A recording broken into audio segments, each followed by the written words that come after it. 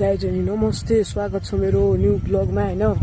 म पहिला यो च्यानलमा के गर्थेँ भन्दा एजुकेसन भिडियोहरू हाल्थेँ, मतलब जस्तै फ्याक्ट्स भन्ने हैन, केही भिडियो म यहाँ एडिट गरेर राखिदिन्छु, त्यो भिडियो हेर्नु होला। आजदेखि म यो च्यानलमा चाहिँ भ्लग बनाउँछु। म चाहिँ नेपालबाट हो हैन, पहिला म हिन्दी कन्टेन्टहरू हाल्थेँ। आजदेखि म भ्लग बनाउने कोसिस गर्नेछु।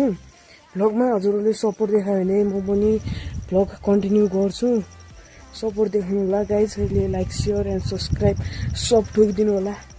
आज चाहिँ हाम्रो यस्तै गाउँघरतिर यस्तै ठाउँमा हामी यस्तै भ्लग बनाउने कोसिस गर्नेछौँ। हजुरहरूलाई इन्टरटेनमेन्ट गर्न म फुल कोसिस गर्नेछु।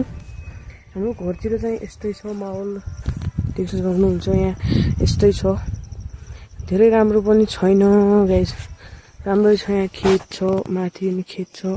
कस्तो लाग्छ होइन भ्लग अब भन्ने होला। हामी यस्तै अझ भ्लग बनाउने कोसिस गर्नेछौँ। यो चाहिँ कमै त्यस्तै 2-3 मिनटको हुनसक्छ सायद।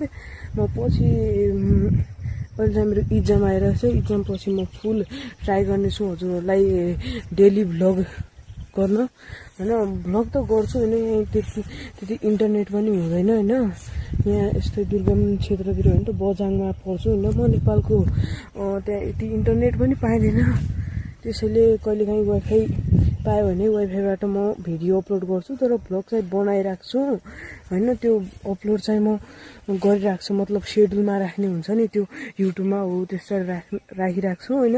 त्यो हजुरलाई पुगिरहन्छ क्या, दिनको दिन भिडियो। एक दिन वाइफाई पायो भने म त्यसरी भिडियो हाल्ने कोसिस गर्छु। हजुरहरूलाई कस्तो लाग्छ मेरो भ्लग कमेन्ट गर्नु होला।